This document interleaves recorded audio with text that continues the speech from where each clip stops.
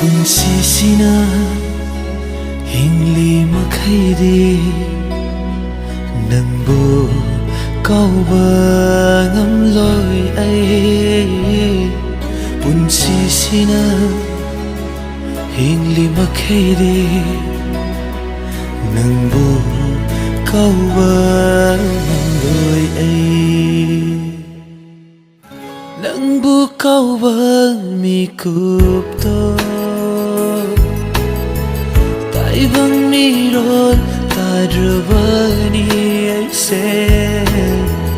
wakal sina kanbangam lima kai nangbu kauba ngamloi ai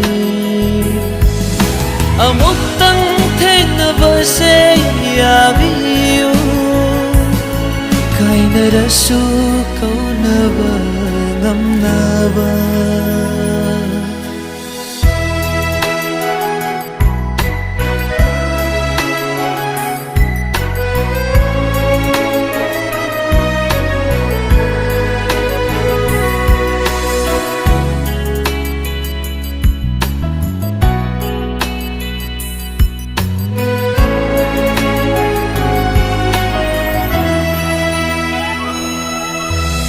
Sikiwa kanasu taibangda halakte hinglingai matamda chamthuk na hausi amuktang pokpa miyoi mapokni tawai tava kanaga hingmino waro from thiba aigi thamoido nangbu nungsibagi ngawani punsisina hingli nangi wakhalda thamoina pothari nangi manglanda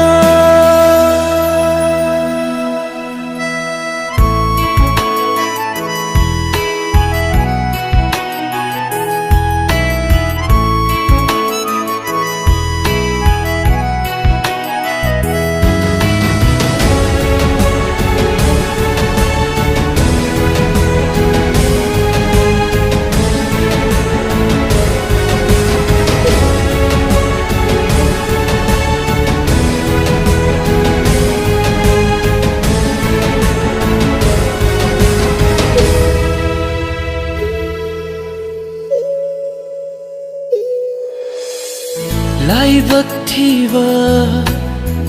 thodok amada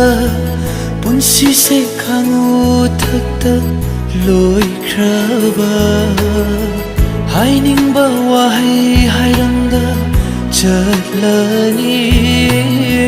punsi na thamoigi laman tolani hainingba hainasi apamba khudingman inglingai dana ai taibang sida hainingba wahai sima hai hallo yazragina ai